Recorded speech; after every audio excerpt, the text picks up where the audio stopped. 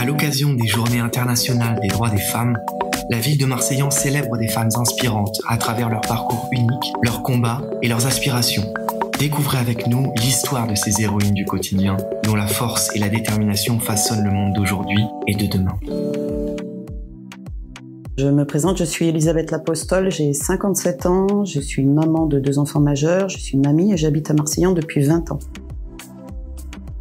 3 mots qui me définissent en tant que femme, je dirais résilience, engagement et harmonie. Pourriez-vous me parler du lien qui vous unit à Marseillan ? Alors c'est un lien d'engagement. Je suis venue y habiter il y a 20 ans pour y trouver une forme de sécurité. Et en fait, je me suis impliquée d'un point de vue personnel, puis plus citoyen, souvent dans l'ombre, avec mon binôme d'assistance qui était un chien de cynothérapie et de médiation animale spécialisée dans les interventions et les assistances aux victimes, et en EHPAD, notamment à Marseillan. J'ai été séquestrée pendant 20 ans. J'ai subi l'innommable, l'enfer sur terre à Montesson dans les Yvelines, d'où je suis native. Et c'est justement pour prendre la fuite de cette ignominie que je suis descendue dans le sud pour pouvoir trouver l'apaisement, pour mettre ma mère en sécurité, toute ma famille en sécurité. Et en fait, je me suis aperçue que, évidemment, j'avais déjà porté assistance à de nombreuses victimes dans les Yvelines, en région parisienne, et je me suis aperçue que la région dans laquelle j'arrivais n'était pas exemptée du même type de traumatisme ou de besoin. Donc je me suis mise au service bénévole dans ces mêmes causes humanistes, en fait.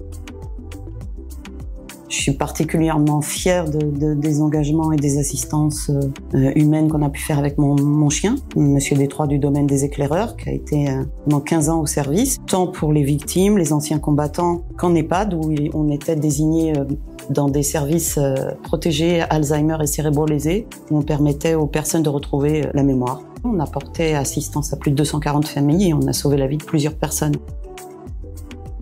Donc un peu avant de s'éteindre, mon grand-père, qui était pour moi une figure d'attachement et une référence, une vraie lumière, à l'identique de Pierre Rabhi en fait, était dans la solidarité, le partage, l'humanisme sous toutes ses formes. Elle m'a demandé de prendre soin de sa femme, de sa fille et de toutes les femmes. Donc pour moi, ça a été ce qui a été viscéralement mon coup de cœur en fait.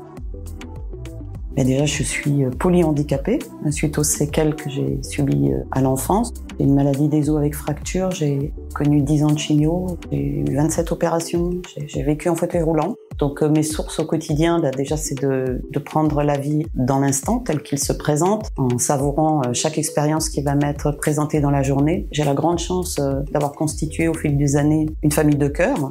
Mes sources au quotidien, c'est des sources inspirantes, telles que Annick de Souzenel, telles que le matin, quand il y a un soleil qui se lève sur la lagune à Marseillan, quand je vais prendre mon appareil photo, je vais porter assistance à une victime dont je suis certaine que la vie va changer. Ça, ce sont mes sources d'inspiration. La journée des droits des femmes, si on l'a faite, malheureusement, ça veut dire qu'ils sont toujours pas respectés. C'est important de sensibiliser, de dire, de prendre sa parole, de rappeler qu'on devrait fêter justement ce genre de journée comme quoi enfin les droits des femmes sont représentés, comme quoi la violence est éradiquée et comme quoi la dualité n'a plus lieu d'être. La femme du futur, alors pour moi ce serait une femme consciente qui a repris sa souveraineté, qui est verticale, qui s'aime enfin, qui est consciente qu'elle peut faire de grandes choses, qu'elle en est capable, qu'elle a une créativité hors norme, qu'elle n'a pas besoin d'être dans la dualité ou dans l'insécurité, qu'elle peut être dans la complétude avec l'homme. On ne doit pas être dans la concurrence. L'homme ne devrait pas avoir peur de la femme, en fait. On est tous distincts, on est déjà différemment avec une autre physiologie. Donc c'est justement parce qu'elle est complémentaire, donc surtout pas pour être dans la guerre.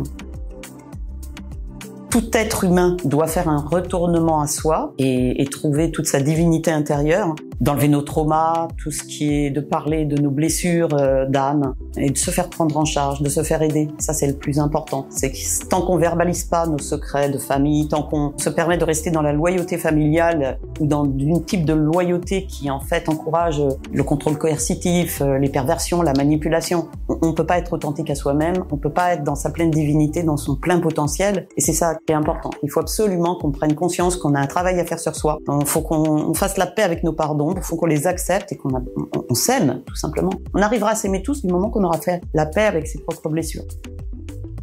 La chose que j'ai appris des hommes, c'est qu'ils ont tous une extrême vulnérabilité, mais qu'ils sont tous dans un schéma, un formatage, un conditionnement qui leur permet pas de dire leur part féminine, parce qu'on a tous une part féminine et une part masculine, soit des hommes ou des femmes. Et du coup, cette vulnérabilité, elle se transforme malheureusement un peu trop souvent en violence ou en addiction. Ils sont tous aussi lumineux que les femmes, mais pareil, ils s'aiment pas. Donc tant qu'ils acceptent pas eux aussi de dire et de poser leur sensibilité, eh bien c'est difficile aussi d'avoir face à soi des hommes qui soient dans le plein amour d'eux-mêmes.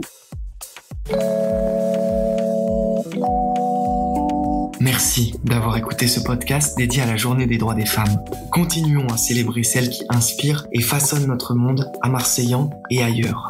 Pour en découvrir davantage, poursuivez votre écoute en scannant les QR codes sous les autres portraits.